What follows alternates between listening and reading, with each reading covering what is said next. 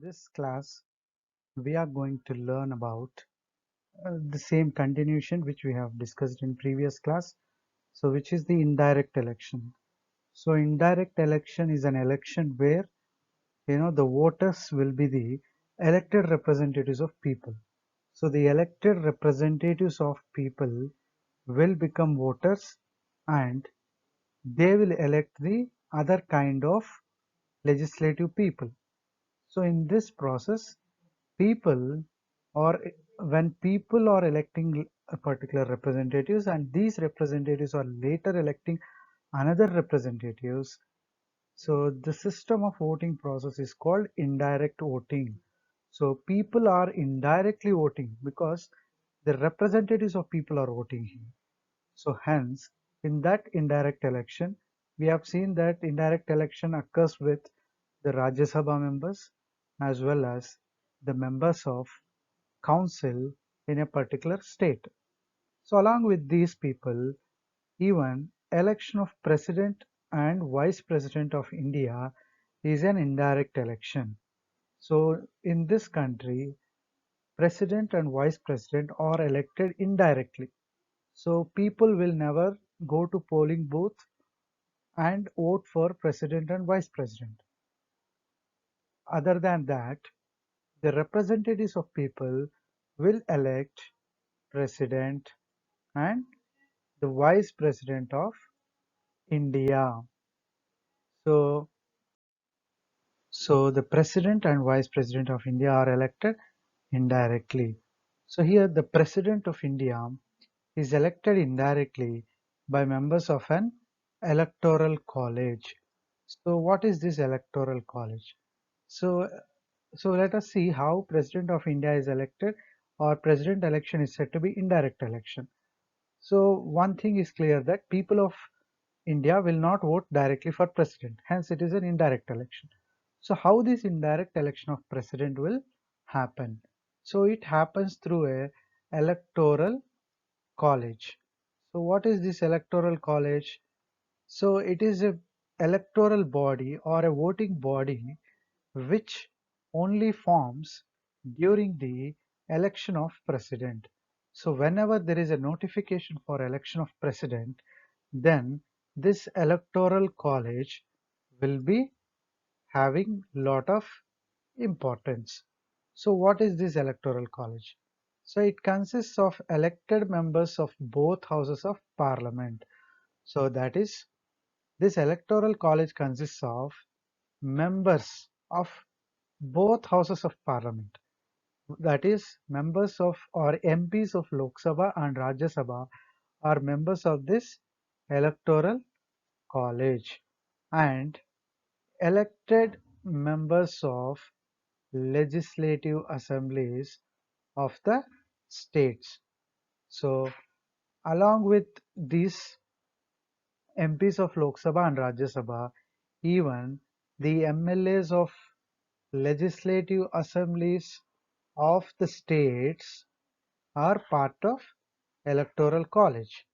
So in the election of president of India, there is a body called electoral college, and this electoral college consists of MPs from Lok Sabha and Rajya Sabha. So along with MPs of Lok Sabha and Rajya Sabha, it also has MLAs of all the states. So that is the electoral college.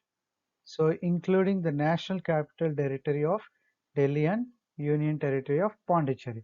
So not only state assemblies, but also the representatives from union territories are also part of the electoral college. And the election takes place in accordance with system of proportional representation by means of a single transferable vote. So how this indirect election happens? So the indirect election happens by means of proportional representation. What is proportional representation here? That means every state has its own population, and based on the population of the state, what will happen? They have that many number of MLAs, and accordingly that MLAs will have a kind of value of votes. So a state with more number of MLAs or a state with more number of MPs, first initially a state with more population will have more number of MPs as well as more number of MLAs. So the state with more MPs and MLAs has a greater proportion in the election of president, and that is proportional representation by means of single transferable vote. So what is this single transferable vote? So in the president election, a very unique procedure is followed called single transferable vote. So here what happens is, for example, if three persons are contesting for the election, so all the votes of MLAs or all the MPs who go for voting for the president, they have to make choice, prioritize. So if this is candidate 1 and this is president candidate 2, this is president candidate 3. Now the MPs or MLAs who are voters here, what they'll do is they'll give choice of priority. Suppose for first candidate, what happens is if majority people gives first preference votes, and then they'll get, what do you mean by here single transferable vote is, here they'll get preferential votes. That means MPs and MLAs, if president candidate is here, they will give preference of votes. So if there are three candidates, what they'll do, for one candidate they'll give first preference, for another candidate they may give second preference, and for other candidate they may give third preference. A person with highest number of single, what do you call, highest first preference vote, he will be directly elected as president. And if everybody is having same kind of first preference votes, then the person with the least number of first preference votes will be removed, and his first preference votes will be added to the next candidate. So I think this is a bit different kind of election. But you just remember single transferable vote means here they'll give prioritization of votes, and like the president, the election of vice president is also indirect. So like president, even here the vice president election is also indirect. So vice president is elected by members of both houses of parliament. So here there is a difference here. When you compare with vice president and the president, there's only one difference. So in the electoral college of president, there will be MPs from Lok Sabha and Rajya Sabha and MLAs of all the states. So whereas with reference to vice president, only MPs of Lok Sabha and Rajya Sabha will involve. MLAs of states will not involve. So why MLAs are not taken into voters here? Because already Rajya Sabha members are elected by MLAs. So vice president is, by his protocol, he also acts as Rajya Sabha chairman. So here there is no need for MLAs to be again voters here. So already the MLAs have voted to make him a, because a vice president should have a qualification which is equal to that of a Rajya Sabha member. So hence already the MLAs have elected the Rajya Sabha member. One of them may be contesting as vice president. So naturally the MLAs are not, so again no need for the MLAs to vote. Hence in the election of vice president, it is also indirect election, but the members of state legislatures will not take part, or they do not take part, whereas in case of president they take part, because president has a qualification which is equal to that of a Lok Sabha member, and MLAs will be not involved in it. So later MLAs will also become voters, hence the MLAs also will be added as voters. So this is the election of president and vice president, which is nothing but they are elected through indirect election. So let us learn what is general elections. We are learning the kinds of elections. So in that we finished direct election and indirect election. So now we are going to learn about general election. So what is general election? The elections held to elect the members of Lok Sabha after expiry of the normal term of 5 years are called general elections. So generally the elections which are held to Lok Sabha. So the elections held to Lok Sabha after their term, which is 5 years, is called general elections. So elections to some state legislative assemblies may be held along with parliamentary elections. So Lok Sabha is nothing but it's a very important house because from Lok Sabha governments will function. So a government will have a term of 5 years. So the member of parliament who belongs to Lok Sabha generally are responsible for government. Hence, the Lok Sabha members who are mostly forming the government when their term, that is 5 years, is finished, then fresh elections has to be conducted.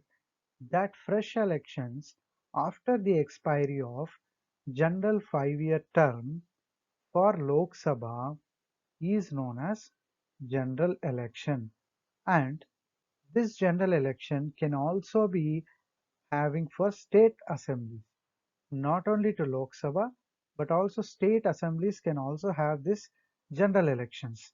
It can also be held along with the parliamentary elections. So earlier up to 1957, simultaneous elections were held for both Lok Sabha and state assemblies. So till the year 1957, so this year was very important year.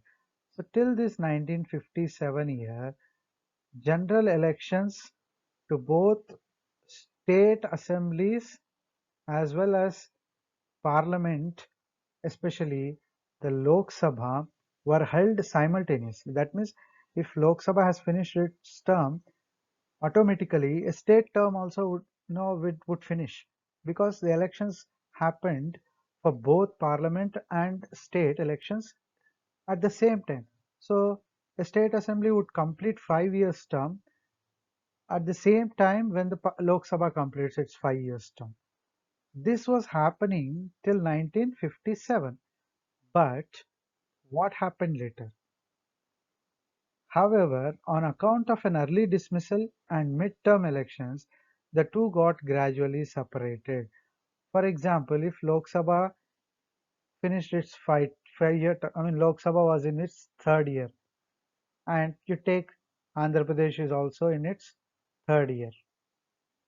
Okay, and suddenly in Andhra Pradesh, government has collapsed or government has become dissolved. Due to various reasons, governments get dissolved. Maybe no conference motion or maybe loss of majority in the house, so many things. Suppose if Andhra Pradesh has lost majority here and government will collapse. So what happens? Without government, constitutionally, it is not valid. So any state should have government, which is a constitutional thing. Suppose if a government is not there, it's a constitutional crisis. So to meet this constitutional crisis, what election commission will do? As the government collapsed in the third year, immediately they'll try to conduct election and they'll try to allow the government to form. And suppose now Andhra Pradesh got a new government in fourth year. Understand? No? Just for example, I am telling in fourth year. Lok Sabha would also be finishing its fourth year, and Lok Sabha would be finishing its fifth year. But this fourth year is the first year for Andhra Pradesh state. Then the fifth year will become second year because the year from which the government is elected is referred as first year. Then becomes the second year. Now Lok Sabha has finished 5 years term, so it will go for election. At the same time, now again Andhra Pradesh no need to go for election because it is still the second year. So Andhra Pradesh government can still wait for 3 more years for its general election. Because of such kind of gap between Lok Sabha elections and state assembly elections from 1957, simultaneous elections were discontinued. That means practically it could not happen because of various reasons. Either it may be dismissal of governments in the in the middle of 5 years, or due to midterm elections. That means in the middle of its term, elections have come. Due to these reasons, general elections to Lok Sabha and state assemblies has separated. They got separated. And what is this midterm election? So this type of election is held when a state legislative assembly or Lok Sabha is dissolved before the completion of its full term, which is 5 years. So generally, midterm election, the word itself, mid-term. What is the total term? 5 years. So midterm is in the middle of the term at any time. It may be first year, second year, third year, fourth year, or even 6 months before any election. You can call it as midterm election. Until and unless a government completes its complete term, any election which comes for the entire because of the fall of government is called a midterm election. So it can be the midterm election can happen in state legislative assembly or even to the Lok Sabha. So even at parliamentary level, a midterm election can happen because it is dissolved, the governments get dissolved before the completion of its full term, which is 5 years. So before 5 years, if a state assembly or Lok Sabha gets dissolved, it is called midterm election. And the new house, once it is elected, after the midterm election, if the house gets elected again, new house, we call it as new house, right? So the new house will have again a full 5 year term. So that doesn't mean that it should, because of midterm election, there is no condition that it should continue the previous government's term. It is not like that. Once a midterm election occurs and a new government forms, it should continue again for a period of full 5 years. So hence this election is called midterm election. So in this is just a thing which is showing the kinds of elections: general election, so midterm elections, and by-elections. This is a flow chart which represents the kinds of elections. And let us see, after the midterm election, what is by-election?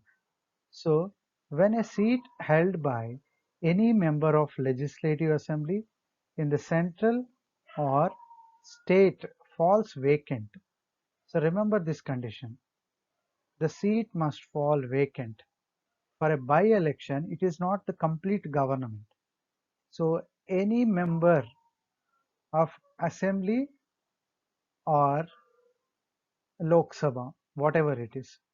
So when a seat held by any member falls vacant because of death or resignation before completion of his or her term. So that is that before completing the term, if a member dies, then the election held is called by election. Okay. And before, or suppose if a member, see, take one member. Okay. This member has a term of 5 years. And what happened to this member? Suddenly he died before completion of his 5 years. Consider he died in his third year when he was a member at Lok Sabha or at State Assembly as an MLA. He died at the third year. So what happens to that particular constituency which he is representing? A by-election would come. That means to fill the vacancy of this person, a by-election will be conducted. So this person may also resign. So generally his term is 5 years, and sometimes not because of death, but he voluntarily resigns from his position. So the member may be a Lok Sabha MP, or he might be an MLA of a state. So he might resign due to various reasons. When he resigns, again the seat will fall vacant. To fill this vacancy, a by-election would be conducted. So by-election occurs when a member is dead or he voluntarily resigns and creates a vacancy for his position. And now what happens? I told you that in third year he died. For example, think that he died in third year. A by-election got conducted. Now, how many years is there for the government to remain? Still 2 years is there. After 2 years, there will be general election. So the new member who got elected to this through by-election can serve the parliament or assembly for a period of remaining 2 years. Understood? So that is, the person so elected remains the member for the unexpired term. What do you mean by unexpired term here? That means the unexpiry of, suppose 3 years finished, I said. What is the remaining unexpired years? It is 2 years. Still 2 years left for that person or for that government. Suppose if he dies in fourth year, then the other 1 year will become the unexpired term of that house or that member. If he dies even 6 months, so any time before his term completion, if he dies, the remaining term will become the unexpired term. So the new elected member through by-election will serve the house for the unexpired term. So the new member will now serve for a period of 2 years. If he dies in fourth year, then the newly elected member through by-election will serve the house for a period of 1 year. So this is about by-election. So now, after learning the kinds of election, the categories of election, let us proceed to another topic where who conducts these elections. So the body that conducts the election in India is called Election Commission. So Election Commission is a constitutional body. That means it is an organization or it is a body which formed based on the guidelines of constitution. So it's a constitutional body which formed, or an independent body which has formed to conduct the elections in India in a free and fair manner. See, we cannot allow these political parties to conduct their own elections because they may resort to certain kind of what do you call impartialities or the partialities, or they may resort to certain kind of for power sake they might do many things. So to conduct these elections in a free and fair manner, constitution has given a provision for the creation of election commission, and election is the best way by which representatives of people can be sent to legislatures. So this is the best way, right? People choose their candidate instead of candidates becoming self-declaring themselves like dictatorship, or no, sometimes like there are many forms of government, right, where dictatorship is one kind of government, kingship, monarchy, these are all forms of government which are not acceptable by people. The thing which was acceptable by people was election system, democratic system. So through this system, they can send their members to legislatures or their representatives to legislature. So India being a federal country. So what do you mean by federal country here? Federal means in India there is a central and state legislature. So there is a clear-cut division of powers between central and state legislature. There will be a central government and state governments at state level. This kind of systematic arrangement is called federal system. And the election commission, it holds elections both for central and state legislatures. So the election commission, which is a constitutional body, conducts election for both central governments as well as the state governments. Understood? Hence, elections need to be free and fair with wide participation. So if people participate in a very huge manner and very active and in a very healthy manner, then definitely there is a chance of getting more better governments for them. If people restrict themselves from voting and all, there is chance of what do you call there is a chance of formation of less people oriented governments. So when people have active orientation in government formation through voting and election, such uh, governments will be more responsible to people.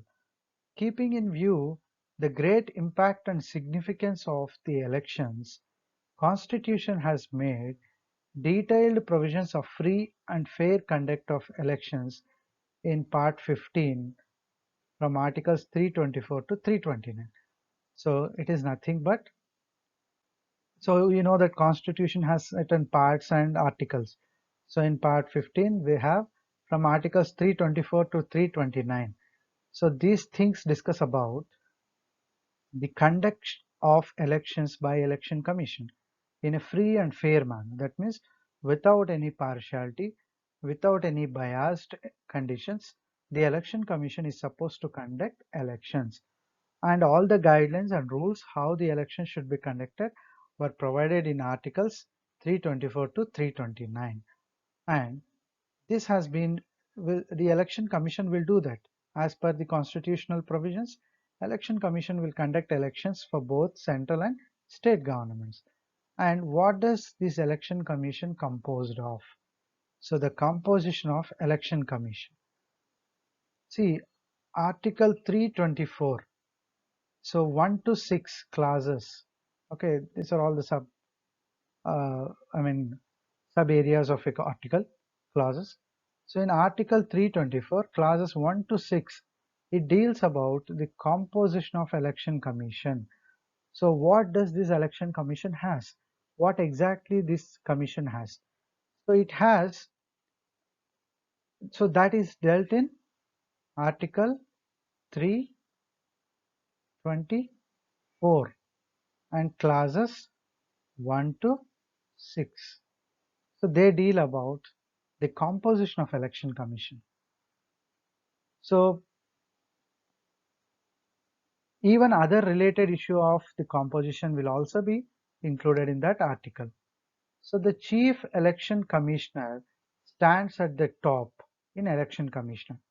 So election commission is a body, constitutional body, which has an election commissioner at the top level. So we will see who else are there in this election commission. Firstly, there is a election commissioner, and he is at the, or he is a chief election commissioner, I'm sorry. At the topmost level for the election commission, there is a chief election commissioner. So he's called CEC, or chief election commissioner. Apart from chief election commissioner, there are other people that we will see in the next slide who else are present in the election commission. So here, the chief election commissioner stands at the top in the hierarchy of the election commission. That means if this election commission is present, at, at the top level, there will be chief election commissioner. So at the hierarchy, okay, hierarchy means at the, order. So the chief election commissioner stands at the top level in election commission. So this is election commission, and at the top level of election commissioner there will be chief election commissioner, and the election commission consists of a chief election commissioner and other election commissioners. So under this chief election commissioners there will be election commissioners. Okay, so along with chief election commissioners there will be some commissioners. From 1950 to 1989, the election commissioner or the election commission was a single member constitutional body. So almost from 1950 to 1989, the election commission was having just a single member. And in 1989, the election commission was made a multi-member body. See, it is very difficult for a huge country like India to have only one chief election commissioner and monitor the entire electoral system. Of course, he has some officers and other people, but He is a single person to decide anything for the election. So that was a system from 1950 to 1989. There was only a single member constitutional body, Election Commission. So later in 1989, it was made as a multi-member body. That is, two more commissioners were appointed and the chief election commissioner was designated as the chairman of the commission. So what happened in 1989? Along with the chief election commissioner, two more election commissioners were added. So these two election commissioners will support the chief election commissioners in making of the decisions regarding the election. So 1950 to 1989, there was only a single commissioner, election commissioner. Later in 1989, it was made into three-member committee. So in this three-member, one person act as chief election commissioner and the other act as election commissioner. So these three people together, they will decide the process and conduct of elections. And the chief election commissioner is also called the chairman of the election commission. And thus at present, the election commission consists of three members. So what is the total number of people present in election commission? Three members. So these three members will decide to protect the integrity of elections and free and fair manner in such a huge country like India. The chief election commissioner and the other commissioners are appointed by President of India. So as usual, all constitutional posts are appointed by President of India. And this is done at the behest of the Prime Minister as per Article 74. So the election commissioner, chief election commissioner and other commissioners are appointed by President of India. See, the President of India cannot take directly his own decisions. As I told you, President of India is a nominal head of the state. He cannot select whoever he wishes as election commissioner.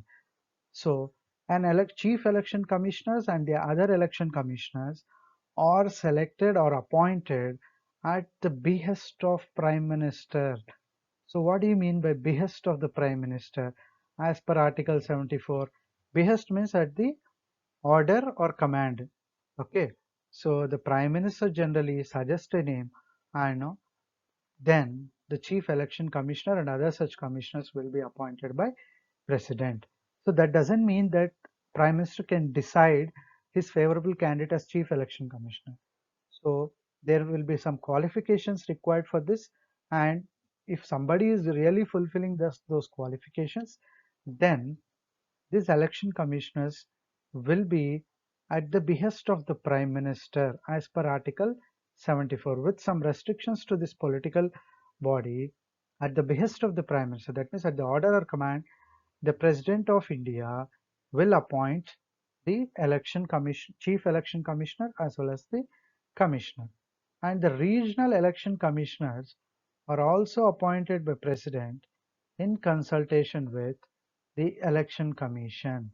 So what is this regional election commissioners? So for every state, okay, there will be some election commissioners, because at state level also there is there is legislative bodies like assemblies. So whenever there is a need of election procedure, then the chief election commissioners and the other commissioners, they will direct the orders to the regional election commissioners. So these regional election commissioners will be generally at state level, and these regional election commissioner is also appointed by President. So how President will appoint these regional election commissioners? On the advice of Chief Election Commissioner and the election commissioners. So, or the election commission altogether. We can call it as President appoints the regional election commissioners by consulting the election commission. So as I said that election commissioners and other people, they are having members, right? Election commission is having members. So what is the term of office and conditions of service, that we will see. So the Parliament of India passed an act in 1994 as laid down in Article 324, Clause 5 of the Constitution. So in the part of Constitution where their composition and other details were explained, even the term of office and conditions of service are also included, which is Article 324. So under this act, the terms of office of conditions were determined. So election commissioner and other commissioners.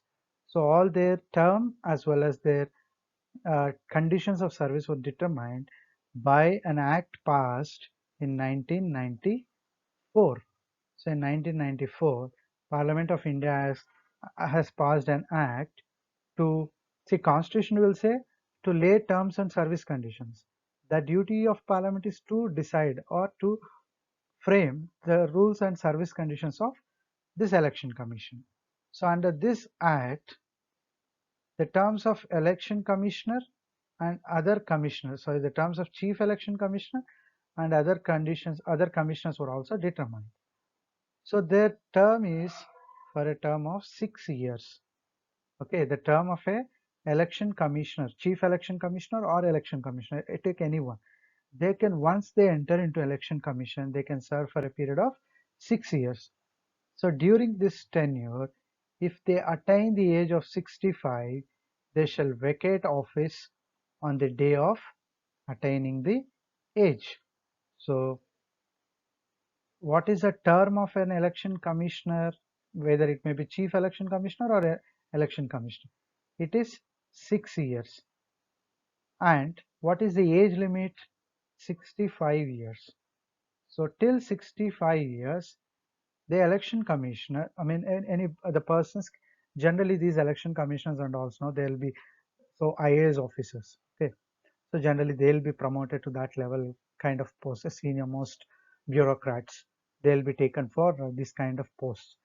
So the maximum age limit was 65 years. The retirement age was 65 years.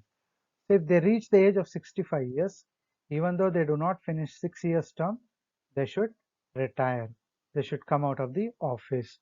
And the salary of chief election commissioner and other such commissioner shall be equal to the salary of a Supreme Court judge. So this is a very simple point which you can understand.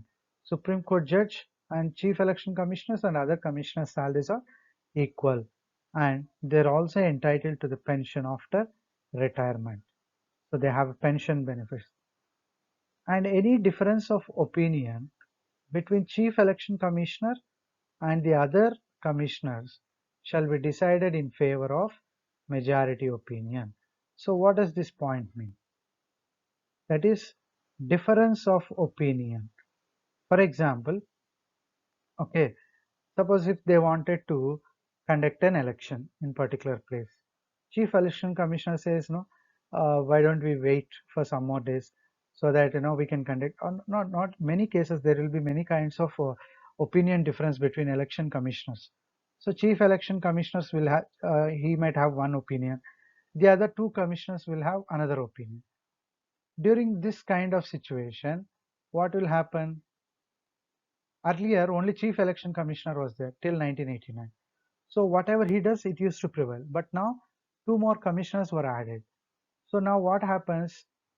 There is more fair in conducting the procedure of election. Suppose if Chief Election Commissioner says one thing and the other two commissioners says another thing, then the decision of majority will prevail. That means these two commissioners will have two votes, so their decision will prevail. Generally, they'll be having a very nice coordination. Chief Election Commissioner and other two commissioners. They won't differ with each other. In case if they have difference in terms of the process of election or in terms of various procedures of election, they'll go for voting. Suppose if Chief Election Commissioner and one of the members of Election Commission has one view and the other person has one view, then based on majority vote, their decision will prevail. So based on the majority opinion, there will be decisions or opinions regarding the elections conducted. So this is about the terms of office and conditions of service.